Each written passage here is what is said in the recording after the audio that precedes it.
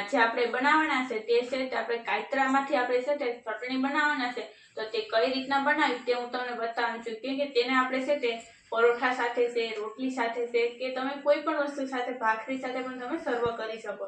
અને તે છે તે નાસ્તામાં પણ જે લોકો નથી ખાતા તે લોકો પણ છે તે એક વખત આ રીતના ચટણી બનાવીને દેશો એટલે છે તે નાસ્તો કરવા છે તે બેસી જશે અને તેને પણ ફેવરેટ થઈ જશે। અને આ રીતની ચટણી તમે ક્યારેય બનાવી નહીં હોય, કેમ કે બનાવી હશે પણ તે અલગ રીતથી જ બનાવી હશે, પણ આ રીતના તમે બનાવશો તો બધાને ફેવરેટ થઈ જશે અને બધાને ભાવશે પણ। તો તમે ચોક્કસ બનાવજો અને નવા હોય તો ચેનલને સબસ્ક્રાઇબ કરી દેજો, લાઈક કરી દેજો, શેર કરી દેજો, કોમેન્ટમાં બતાવજો કે તમને આ રેસીપી કેવી લાગી છે તે। આજે આપણે છે તે બનાવવાના છે તે છે તે આપણે કાતરામાંથી આપણે ખટ મીઠી આપણે છે તે ચટણી બનાવવાના છે। તો તેના માટે આપણે આ રીતના કાતરા લીધા છે, તો તેની આપણે છે આ રીતના આપણે છે પહેલાં તો આપણે નાની સાઈઝમાં આપણે છે પહેલાં તો તેને કટ કરી દઈએ, આ રીતના નાના ટુકડું કરી આ રીતે। અને હવે તેને આપણે છે તો આ રીતના તેની આપણે સાત પાડી નાખશું આ રીતે। આ રીતના બધી સાલ પાડતી જવાની છે અને પછી છે તેને આપણે સમારવા પડશે, તે પણ આપણે સમારી નાખીશું। તો હવે આ રીતના આપણે છે તેની આપણે સાલ પાડી નાખી, તો તેને આપણે આ રીતના આપણે કરી દઈશું। અને હવે છે તેની અંદરથી આપણે છે તો આ રીતના આપણે કરી અને તેની અંદરથી જો બી કાઢવા માંગતા હોય તો બી કાઢી નાખવાના, બાકી ન કાઢવા હોય તો પણ ચાલે। તો આ રીતના આપણે છે તે આ રીતના નાની સાઈઝના આપણે કાપી લઈએ। આ રીતના આપણે કાતરાને કાપી લઈશું, વચ્ચેનો જે ઠરિયો હોય છે તેને આપણે ફેંકી દઈશું અને આ રીતના આપણે છે તે બધા કાતરાને કરી લઈએ। તો હવે છે તેને આપણે આ રીતના છે આપણે છે તે કાતરાને છે તે સાલ પાડીને અંદરથી પણ આપણે બી પણ કાઢી લીધા, તો તેને આપણે છે તે મિક્સર જારની અંદર નાખી દઈશું આ રીતે। અને હવે તેની અંદર આપણે કઈ વસ્તુ નાખવી તે હું બતાવું। તો તેના માટે પહેલાં આપણે મરચાં લીધા છે, મરચાં પણ આપણે છે તે 2 જ લીધા છે, ઝાઝા નથી લીધા। જો તમે તીખાશ વધારે ભાવતી હોય તો તમે છે તે તીખાશ પ્રમાણે તમે લઈ શકો। તેની સાથે આપણે છે તે 8 થી 10 આપણે લસણની કળી લીધી છે, તે પણ નાખી દઈશું। અને હવે આપણે છે તે નાખવાનું છે તે છે તે આપણે આદું નાખવાનું છે, કેમ કે શિયાળા માટે થઈ અને આદું છે તે બહુ જરૂરી છે અને શરીરમાં પણ તંદુરસ્તી પણ સારી આપે। તો આપણે છે તે આદું પણ નાખી દઈશું, જેથી કરીને છે તે આપણે છે તે ખટ મીઠી અને તીખી ટેસ્ટી એવી ચટણી બને। તો આદું નાખી દીધું છે, તો હવે તેની અંદર નાખવાનું છે તે છે તે આપણે ધાણા લીધા છે, તો ધાણા પણ તેની અંદર નાખી દઈએ। આ રીતના આપણે છે તે ધાણા નાખી દઈએ અને પછી છે તેની અંદર આપણે કયા કયા મસાલા નાખવા તે હું તમને બતાવીશ। તો મસાલા કરવા માટે થઈને પહેલાં આપણે તેની અંદર આપણે હળદર નાખશું 1 ચમચી જેટલી, અને તેની સાથે આપણે છે તે સ્વાદ મુજબ મીઠું નાખવાનું છે। તો આ રીતના આપણે છે તે અડધી ચમચી જેટલું આપણે મીઠું નાખશું અને તેની સાથે આપણે છે તે લાલ મરચું નાખવાનું છે। તો આ રીતના આપણે છે તે લાલ મરચું નાખી દઈએ, તે આપણે છે તે તીખાશ તમે જે પ્રમાણે ખાતા હોય તે પ્રમાણે નાખી શકો।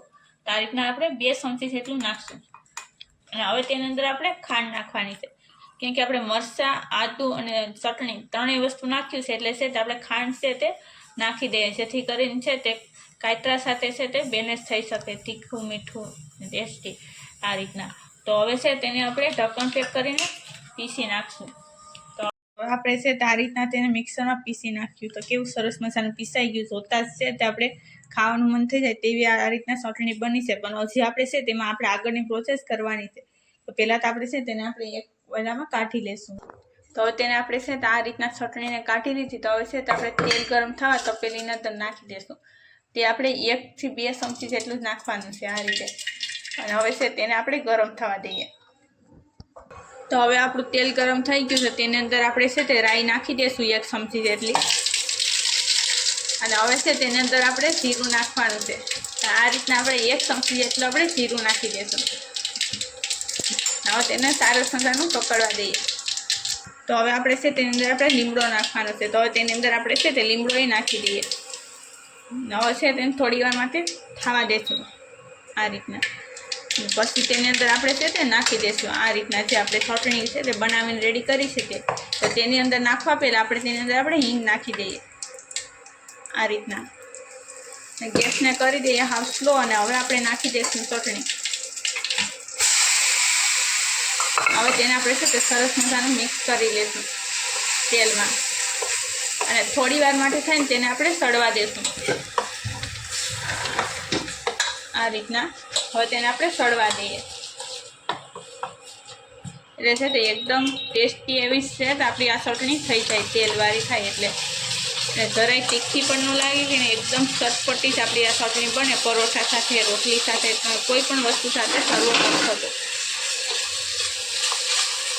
હવે આપણી ચટણી છે તે બનીને રેડી થઈ ગઈ. તો હવે તેને આપણે નીચે ઉતારી લઈશું. ગેસને કરી દઈએ એવો.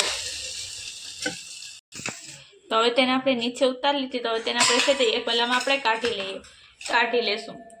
કેમ કે ગરમ હોય છે તો પેલી એટલે છે તે વધારે ખાસ ધ્યાન રાખવું, નકર ધગી જવાય. તો આ રીતના છે તે ગરમા ગરમ છે છતાં પણ એકદમ ટેસ્ટી એવી આપણી આ છે તે ચટણી બને છે. અને આને છે તમે પરોઠા સાથે પણ તમે ખાઈ શકો અને રોટલી સાથે ખાઈ શકાય. અને નાસ્તામાં પણ આનો ટેસ્ટ છે તે એકદમ સારો જ આવે છે.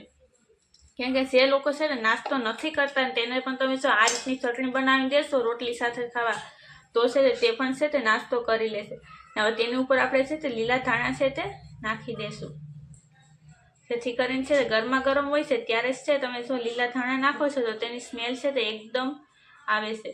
તો આ રીતના આપણી છે તો આપણે ધાણા નાખી અને રેડી કરી નાખી છે ચટણી એકદમ ચટપટી અને ખટ મીઠી તેવી આપણી છે તે આ રીતની આપણી ચટણી છે તે કાંઈ રેડી છે.